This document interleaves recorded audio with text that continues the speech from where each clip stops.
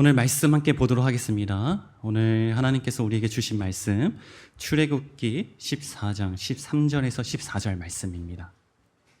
오늘 이 말씀을 읽으실 때 말씀 자체이신 그 하나님을 만나기를 간절히 원합니다. 함께 읽도록 하겠습니다. 시작!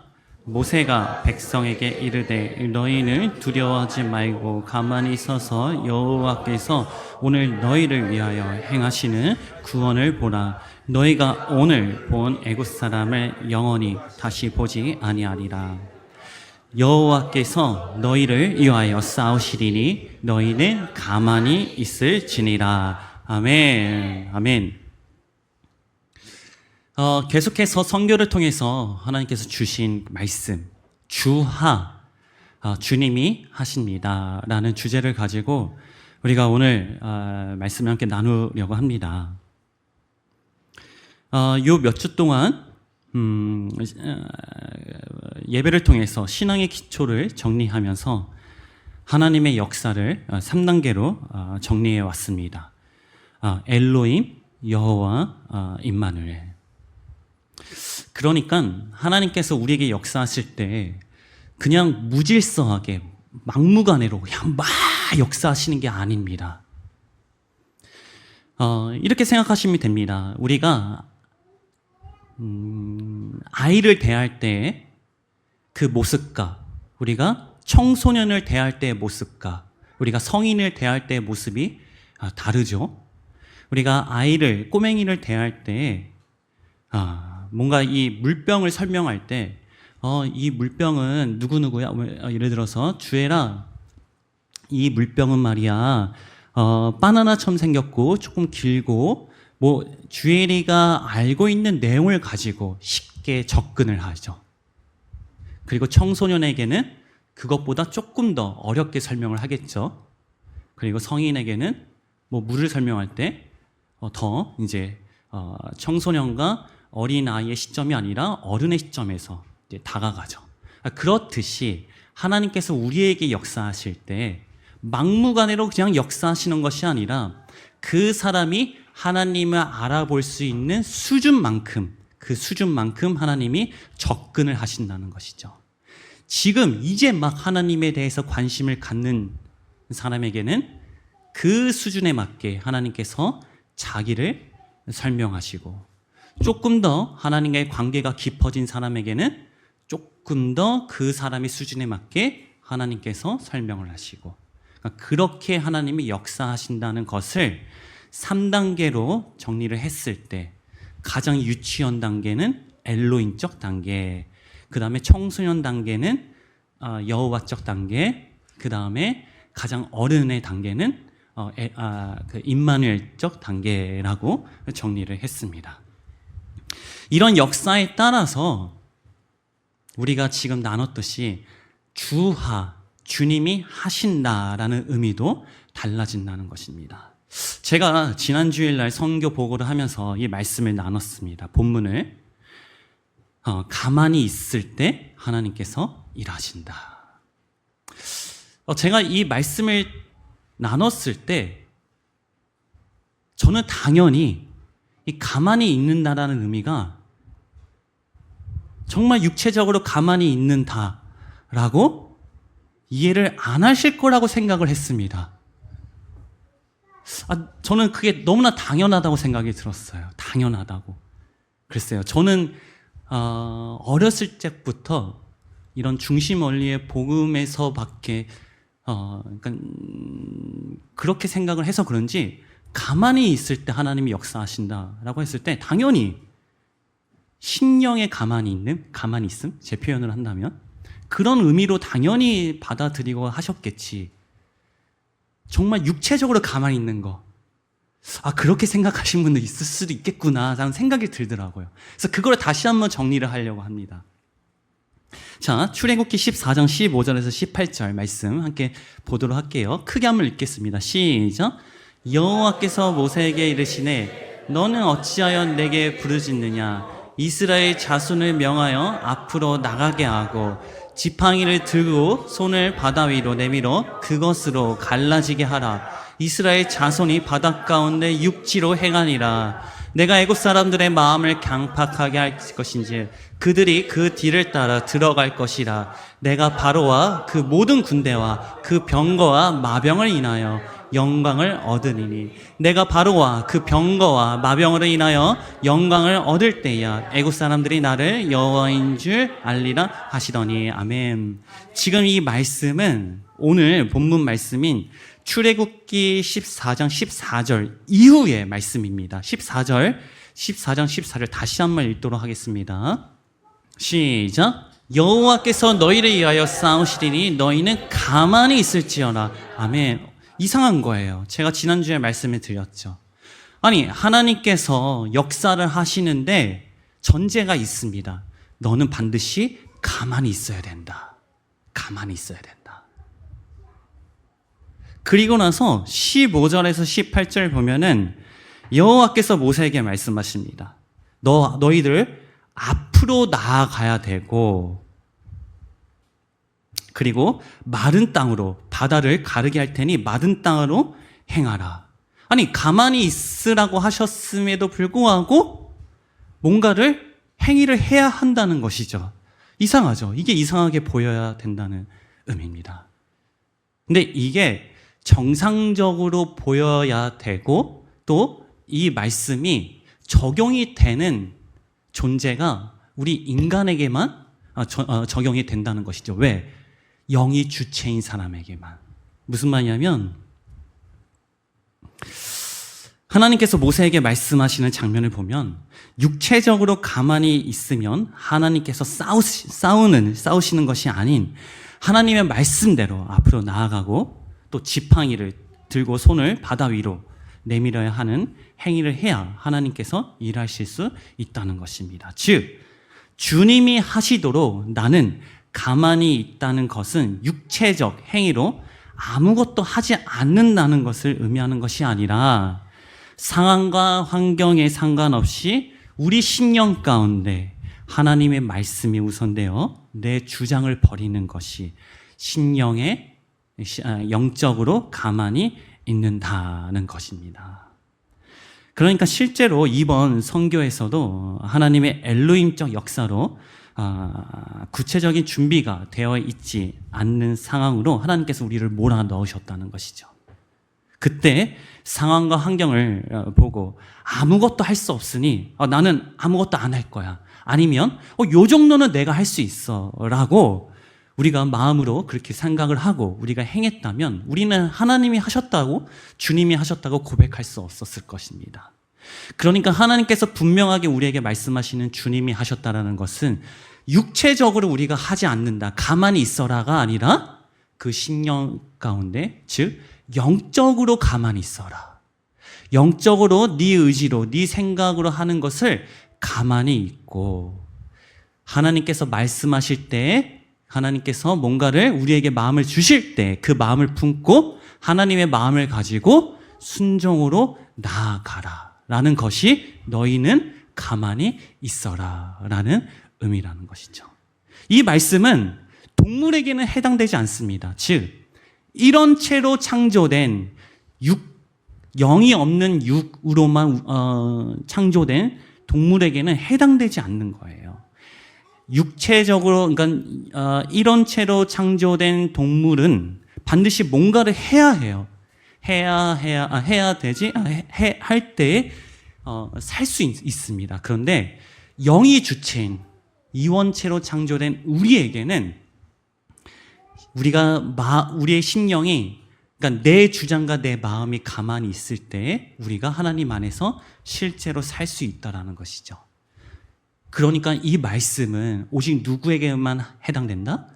하나님의 형상대로 창조된 우리에게만 해당된다는 것이고, 우리가 가만히 있는다라는 것은 육체가 가만히 있는 것이 아니라 내가 주장하고 내가 말하고 내가 우선되는 우리 심령이 가만 있어야 한다라는 그 의미라는 것입니다. 아시겠죠? 그거를 먼저 정리를 좀 먼저 하도록 하겠습니다.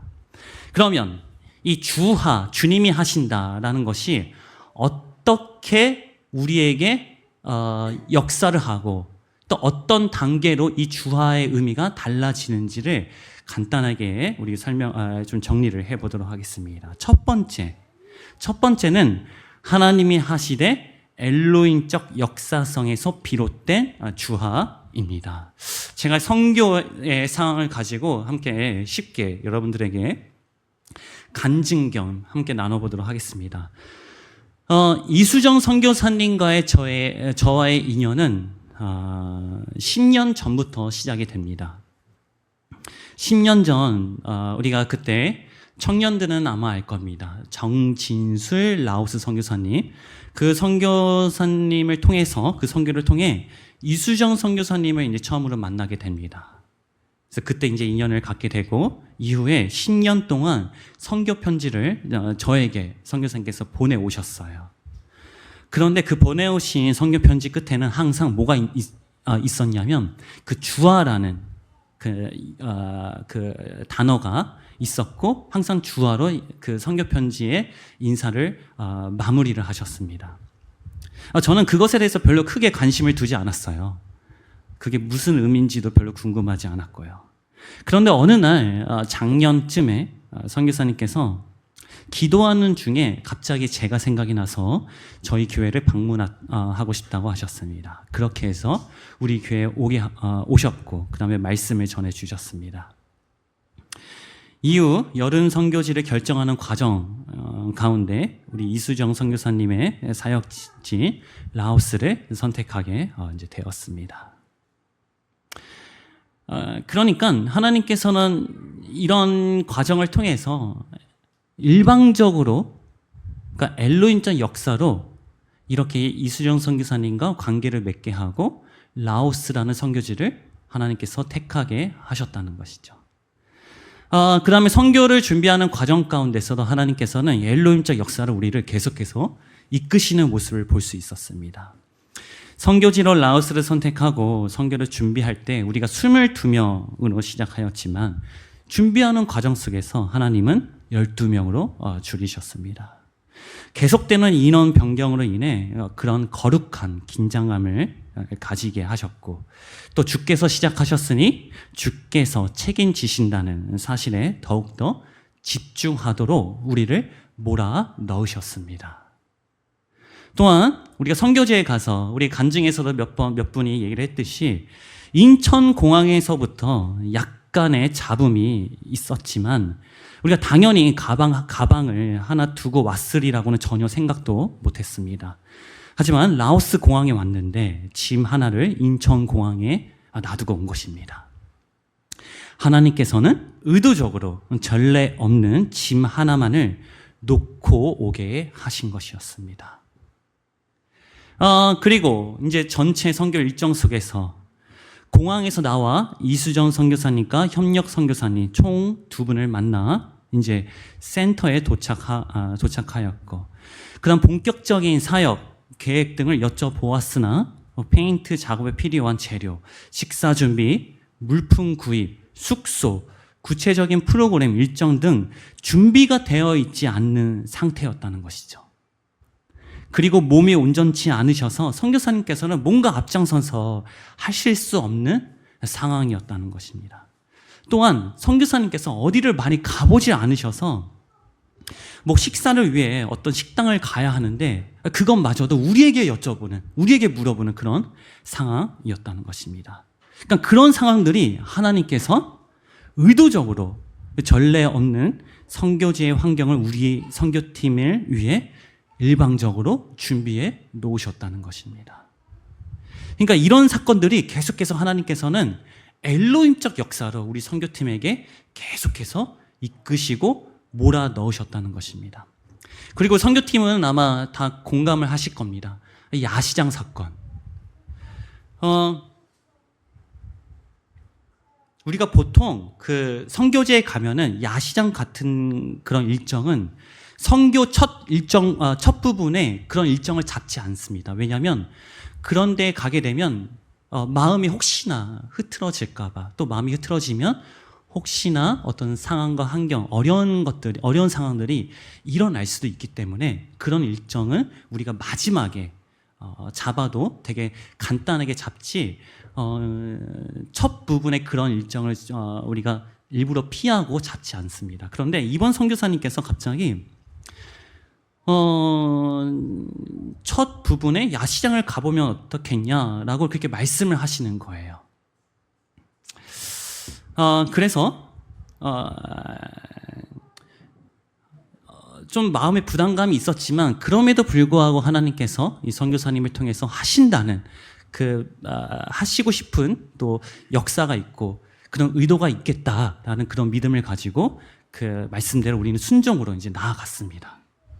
그런데 야시장에 거의 다 달았을 때 그 지역에 갔을 때 갑자기 비가 쏟아지기 시작합니다. 아니, 가는 도중에 비가 쏟아지는 것이 아니라 딱 도착했을 때 비가 막 쏟아지는 거예요. 그래서 어쩔 수 없이 야시장에 들어가지 못하고 그냥 그 앞에만 딱 가고 다시 돌아올 수밖에 없는 상황이었다는 것이죠. 그런데 그때 우리가 공통적으로 고백을 한 것이 뭐냐면 그 차 안에서 청년들, 그러니까 라오스 청년들과 우리 청년들이 있었던 그 차 안에서는 가고 오는 중에 거의 한 1시간 반 정도 걸린 거리였거든요. 뭐 넉넉 자고 한 1시간 40분? 그 시간 내내 계속해서 찬양하고 기도할 수 있었던 시간이었고, 우리 어른분들이 있었던 차량들은 계속해서 차량들은 간증을 계속해서 할 수 있었던 시간이었고, 그러니까 오히려 야시장에 가지 않았음에도 불구하고 그런 귀한 시간들을 차량 안에서 우리가 나눌 수 있었다는 것이죠. 그래서 하나님께서 이렇게 하셨구나라는 것을 우리가 간증을 했다는 것이죠. 그러니까 하나님께서 왜 그러한 상황들을 하나님께서 우리에게 몰아 넣으셨을까? 의도적으로. 그러니까 엘로힘적 역사를 왜 하셨을까라는 것이죠. 그리고 또 하나, 선상에서 식사 시간. 그렇죠? 선상이라는 것은 이제 배 위에서, 움직이는 배 위에서 우리가 저녁 식사를 이제 하게 되었습니다. 근데 그때도 이제 조금 긴장을 할 수밖에 없었던 것이 뭐냐면, 우리가 큰 사역을 마치고 이제 그 선상 배 위에서 너무나 맛있는 음식을 먹고, 그리고 그러니까 긴장이 풀릴 수밖에 없는 그런 상황이었어요. 근데 그럴 때에 선교사님을 통해서 갑작스럽게 30분 동안 더 배 위를 그 강을 배를 타고 돌아다닐 수밖에 없는 상황이 되었고, 그곳에서 우리가 정신을 바짝 차리고, 이곳에서 우리가 찬양을 하자, 이곳에서 우리가 그 공연을 하자. 그래서 함께 찬양과 또 우리가 준비했던 공연들을 함께 나누면서 하나님께 나아갈 수 있었던 또 그런 시간이었습니다. 그러니까 하나님께서는 왜 선상에서 그 30분이라는 시간을 우리에게 더 의도적으로 하나님께서 주셨을까? 일방적으로 주셨을까?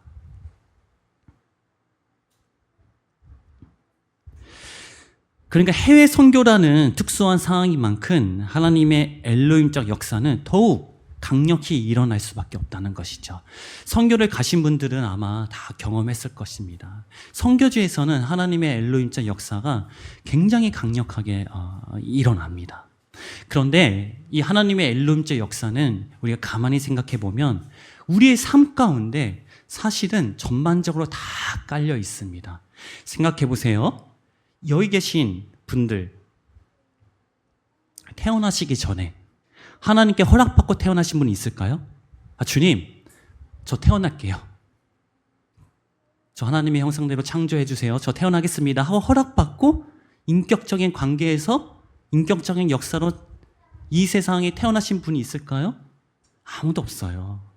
그리고 태어나자마자 주어진 상황과 환경 속에서 내가 그렇게 원해서 그런 상황과 환경이 주어진 사람이 있었을까요? 아무도 없습니다. 그리고 중간중간에 나에게 오는 고난, 주님, 저 고난이 필요해요. 저 고난을 저에게 허락해 주세요 라고 해서 고난이나 어떤 상황과 환경이, 혹은 내가 전혀 기대하지 않는, 의도치 않는 그런 상황과 환경이 나에게 주어졌을 때 내가 그거를 미리 알고 하나님께 구해서 그런 환경이 나에게 온 것일까요? 전혀 아닙니다. 그러니까 우리의 삶은 사실은 전반적으로 우리의 삶의 바탕은 하나님의 엘로힘적 역사에서 시작이 되고 전제가 깔려 있다는 것이죠. 마치 로마서 1장 20절 말씀처럼 모든 자연 만물의 그 속에 하나님의 신성이 있다라는 것은 하나님께서 이 세상을 일방적으로 우리를 위해서 창조했을 때 이미 하나님의 엘로힘적 역사가 우리 가운데 있었다라는 것입니다. 그래서 이 모든 것이 하나님의 엘로힘적 역사성 안에서 이루어진 것이라는 것이죠. 그래서 하지만 이 엘로힘적, 즉 엘로힘적으로 하나님이 하시는 엘로힘적 주화는 하나님이 하신 건 맞지만 하나님께서 궁극적으로 우리에게 말씀하시려는 주화는 아니라는 것입니다. 그러면 두 번째, 하나님께서 말씀하시려는 그 주화는 과연 무엇일까? 자, 두 번째는 하나님의 여호와적 역사성에서 비롯된 주화입니다. 하나님께서 의도적으로 그 상황에 몰아넣으신 하나님의 의도와 목적에 초점을 맞추고 그에 따라 순종으로 우리는 나아갔습니다. 즉 인격적 관계 속에서 하나님이 하시는 역사가 바로 여호와적 주화입니다. 우리가 다시 한번 이 성교를 생각해 봤으면 좋을 것 같아요. 하나님께서 엘로힘적 역사로 우리를 막 이끌어 가시고 몰아 넣으셨습니다. 한번 성교를 갔다 오신 분들은 이러한 관점으로 우리에게 주어진 상황들을 다시 한번 생각해 봤으면 좋을 것 같아요. 하나님의 엘로힘적 역사로 우리에게 굉장히 많은 상황들과 환경이 주어졌죠. 근데 그때 우리가 어떻게 했나요? 그냥 아무 생각 없이 그냥 흐름대로 우리가 갔나요? 아니죠. 이때 하나님께서 우리에게 원하시는 게 무엇인지, 왜 이런 상황 속에서 하나님이 이런 상황을 우리에게 주셨는지에 대해서 우리는 고민하고 또 그런 것들을 준비해 왔습니다. 대표적으로 뭘 준비했죠? 삼불. 뭐죠? 눈 닫고 귀 닫고 입을 닫자. 그러니까 세 가지를 하지 말자. 선교지에서 상황과 환경이 의도치 않는 흐름으로 흘러가게 되고 그에 따라 선교팀의 기분도 변할 수 있었습니다. 하지만 이번 선교팀의 주제가 하나님과의 동행에 대한 확신이며 이러한 주제를 위해 삼부를 하는 것을 목적으로 삼았습니다. 그래서 그런 엘로힘적 역사 속에서 예상치 못하게 일어나는 일들 가운데 어느 누구도 자기 주장을 하지 않고 감정대로 말하지 않고 하나님의 흐름 속에서 삼부를 통해서 순종으로 나아갔다는 것입니다. 그래서 이것이 바로 여호와적 주화라는 것이죠. 그러니까 인격적인 관계성 속에서 하나님께서 인격적으로 우리에게 역사를 하셨다는 것입니다. 하지만 이것도 하나님께서 우리에게 궁극적으로 원하시는 바로 주화는 아닙니다. 출애굽기 14장 18절 함께 보도록 하겠습니다. 성경에 보면 정확하게 나와 있습니다. 시작. 내가 바로와 그 병과 마병으로 인하여 영광을 얻을 때야 애굽 사람들이 나를 여호와인 줄 알리라 하시더니 아멘. 자, 15절에서 하나님께서 너희는 가만히 있어라. 그러니까 모세를 통해서 말씀하시는 게 너희는 가만히 있으라. 너희를 위하여 내가 하나님께서 싸우리라. 그런데 그 이후에 하나님께서 뭐라고 말씀하시냐면 너희는 앞으로 나아가야 되고 모세가 지팡이를 들고 앞으로 손을 뻗을 때 홍해가 가를 때 너희는 마른 땅으로 나아가야 한다. 그리고 내가 바로와 그 병거와 마병으로 말미암아 영광을 얻을 때야 애굽 사람들이 나를 누구인 줄 알리라 하시니라 여호와인 줄 알리라 하시더니.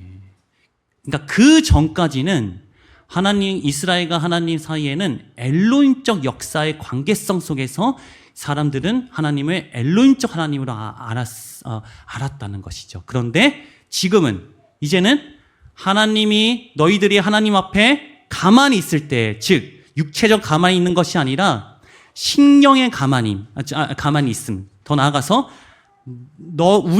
우리를 주장하는 것이 아니라 하나님의 말씀이 정확하게 우리 가운데 있고 그 말씀대로 순종으로 나아갈 때에 그 일하시는 하나님, 즉 인격적인 관계 속에서 일하시는 그 하나님이 곧 누구다? 바로 여호와다라는 것을 알려준다는 것입니다. 이 지금 14장 18절에서. 즉 사랑과 인격적 관계를 형성할 수 있는 하나님임을 분명하게 보여주시는 것입니다. 그러니까 다시 선교지에서 우리가 일어났던 일들을 생각해 보면 하나님께서 우리에게 계속 몰아넣으셨어요. 말도 안 되는 일들을 통해서. 근데 그때 우리는 우리가 이 환경 속에서 상황과 환경을 보는 것이 아니라 하나님은 이 상황과 환경 속에서도 그럼에도 불구하고 하나님을 보도록 우리에게 지금 이끄셨구나라는 것을 빨리 우리가 눈치를 채고 그 상황과 환경 가운데 하나님을 바라보고 순종으로 나아갈 때 그때 하나님이 일하시는 모습, 즉 여호와적 역사를 우리가 경험을 했다는 것이죠. 그런데 이것조차도 하나님께서 우리에게 궁극적으로 말씀하시는 주하가 아니라는 것입니다. 왜? 예레미야서 31장 32절을 보겠습니다. 우리가 많이 나눴죠? 시작. 나 여호와가 말하노라. 보라, 날이 이르니 내가 이스라엘 집과 유다 집에 새 언약을 세우리라. 나 여호와가 말하노라. 이 언약은 내가 그들의 열조 손을 잡고 애굽 땅에서 인도하여 내던 날에 세운 것과 같이 아니할 것을. 내가 그들의 남편이 되었어도 그들이 내 언약을 파였습니다. 아멘. 말씀 잠깐 놔두세요. 자, 지금 어떤 걸 얘기하고 있는 거죠? 32절이 내가 그들의 열조의 손을 잡고 애굽 땅에서 인도하여던 내던 날. 이걸 지금 뭘 얘기하고 있어요? 아까 우리가 얘기했던 출애굽기 14장 15절 이후부터 18절까지죠. 이게 어떤 언약이죠? 옛 언약이라는 것이죠. 그렇죠? 그러니까 그거는 지금 어떤 하나님? 여호와 하나님. 근데 이 여호와 하나님, 즉 옛 언약도 아니라는 것입니다. 이제는 새 언약을 주시겠다는 것이죠. 그러면 이게 하나님이 정확하게 말씀하시려는 주님이 하신다라는 것이 아니라는 것입니다. 이해가 되시죠? 이해가 되시나요? 그렇죠? 그러면 여기서 말하는 이제 새 언약, 더 나아가서 하나님께서 우리에게 궁극적으로 말씀하시려는 주님이 하신다. 더 나아가서 그 신앙의 새 단계인 엘로힘 여호와를 넘어서 임마누엘적 주하가 무엇이냐? 바로 결론입니다. 엘로힘 여호와적 주하를 넘어 임마누엘 하나님을 만나야 합니다. 자, 하나님의 엘로힘적 역사성 또 여호와적 역사성 자체에 초점을 두면 안 됩니다. 그러니까 일방적으로 이끌어 가시는 그 하나님의 의도와 목적에 집중을 해야 한다는 것이죠. 저는 이 말씀을 관점으로 봤을 때 개인적으로 저에게 이번 선교주에서 저는 개인적으로 이 임마누엘적 주화를 저는 뼈저리 이게 경험을 한 사건이 있어요.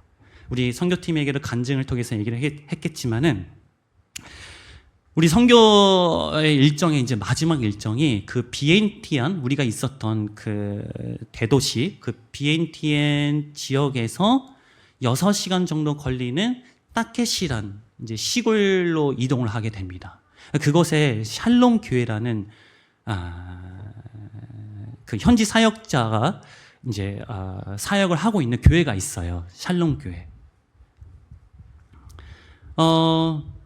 근데 그곳은 도시보다 훨씬 더 엄격한 지역이에요. 그러니까 포교 활동이나 그런 예수님을 전하는 것에 있어서 굉장히 엄격한 곳이기도 합니다. 근데 그날 이제 우리 선교팀 아이들과 또 거기 라오스 우리 청소년 아이들이 이제 시간을 갖는 마지막 시간이었기 때문에 그날 저녁에 제가 선교사님께 이제 여쭤봤습니다. 우리 아이들이 이제 마지막 시간인데 혹시 밤 9시 반 정도 10시까지 좀 집회를 하면 어떻겠습니까? 해도 괜찮겠습니까? 제가 이제 여쭤봤습니다. 왜냐하면 그 전에 그 비엔티안 그 지역에서 항상 그 저녁 모임은 8시까지밖에 못 했거든요. 왜냐하면 이제 좀 엄격하고 저 사회주의 국가이기 때문에 그런 조심성이 있어야 되기 때문에 그런 아쉬움이 있어서 혹시나 거기서 이제 가능할까 해서 선교사님께 여쭤봤습니다. 근데 선교사님께서는 이제 알아서 하시라고 괜찮다고 이제 말씀하신 거죠.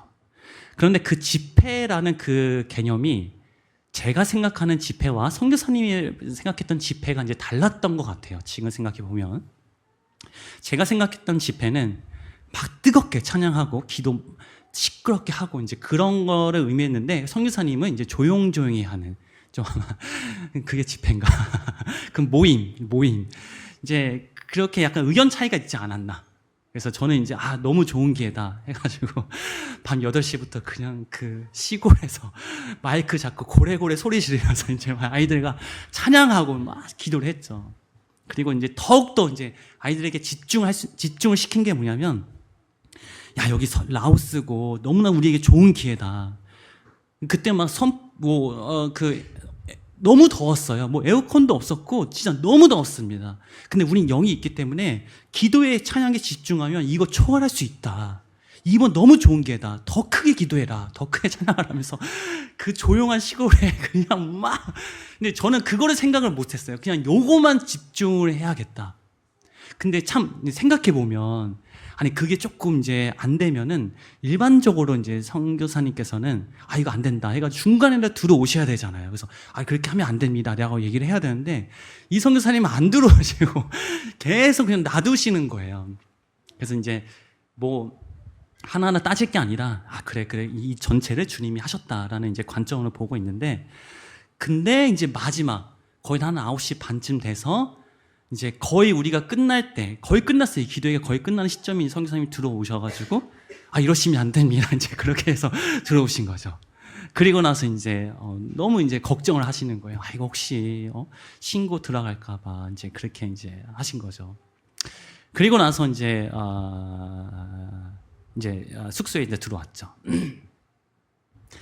근데 그런 상황, 어쨌든 뭐 또 얘기하면 또 여러 가지 있는데, 근데 어쨌든 이제 그런 상황에 왔을 때 선교 모임 다 마치고 있는데 제 마음에서 너무 부담감이 있는 거예요. 그러니까 저는 이제 뭐에 부담감이 있었냐면 이렇게 했을 걸, 저렇게 할 걸, 조금 더 뭔가 이럴 걸. 그러니까 그것보다는 왜냐하면 그때 우리 지사님 두 분하고 같이 나눈 게 뭐냐면 이거 주님이 하신 거다. 오케이, 그럼 주님이 하셨다. 오케이, 여기까지는 좋아요. 그러면 거기서 끝나면 안 되잖아요. 그럼 왜 이렇게 하셨을까? 난 여기서 주님 앞에 어떻게 해야 될까? 그런 거에 대한 부담감. 그리고 또 하나가 뭐냐면 저 깊은 곳에서 혹여나 우리 때문에 그 선교지가 너무 막 피해를 받을까 봐 그런 걱정되는 부담감. 그러니까 그날 밤에 제가 잠을 한 2시간밖에 못 잤어요. 너무 걱정이 돼가지고, 너무 이제 그런 부담감이 있어서. 그래서 계속 하나님께 기도를 했죠. 근데 잠도 안 왔어요. 졸려가지고 내가 막 버텨서 기도를 한 게 아니라 잠이 안 오더라고요. 그래서 계속 그 침대 위에서 이제 기도를 하기보다는 계속 하나님께 여쭤봤죠. 주님, 주님이 하신 게 맞아요. 왜냐면 우리도 사회주의 국가이기 때문에 조심해야겠다는 그런 마인드를 갖고 마음을 가지고 나름 굉장히 조심했는데도 불구하고 그런 불가항력적인 그런 상황 속에서 하나님께서 왜 우리에게 이렇게 인도하셨을까? 더 나아가서 이 선교팀을 지금 주관하고 있는 나에게 하나님은 도대체 뭘 말씀하시는 것일까? 그래서 그것에 대한 이제 질문을 계속했죠. 근데 결국엔 정리가 된 게 뭐냐면 뭐가 있겠어요? 답이 뭐겠습니까, 여러분들? 왜 하나님이 그렇게 하셨을까요? 엎드려라. 결국은 그거밖에 없더라고요. 더 기도하면 할수록 그래 주님, 이거 더 엎드려야 되는군요.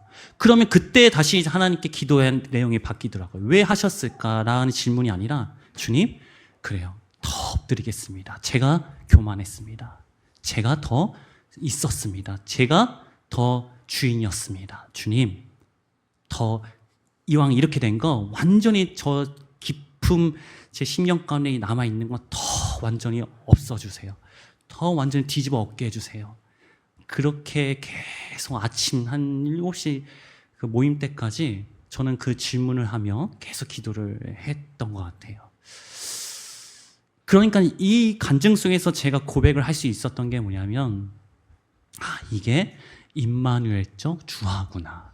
하나님은 엘로힘적 여호와적 단계를 거쳐서 결국에는 우리에게 이루고 싶은 것, 주님이 하시고 싶은 게 뭐냐면 요거 하나예요.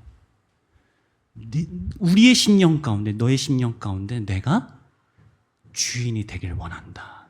이거 하나죠. 이거 하나. 모든 상황과 환경을 그걸 바라보고 하나하나 따지면 정말 복잡합니다. 저 사람은 왜 저렇게 했을까?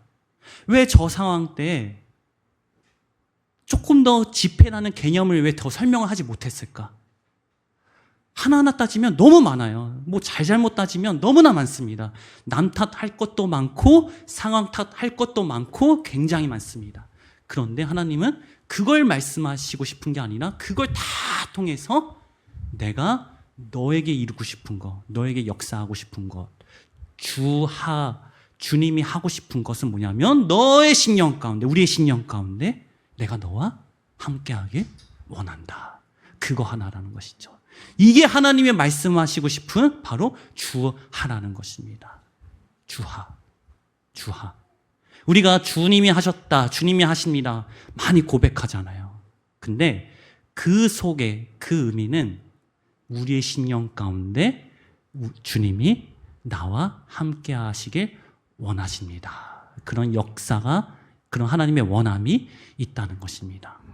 그 주화를 잊지 않기를 간절히 원합니다. 오늘 이 예배를 통해서 이 말씀 끝나는 이 시점 가운데 정말 심령 가운데 다시 고백하기 원합니다. 정말 다른 거 보지 않기를 원해요. 내 상황과 환경을 보는 것이 아니라 주님, 이 말씀을 가지고 내 심령 가운데 주하를 이루어 주시옵소서. 주님이 내 심령 가운데 이루어 주시옵소서.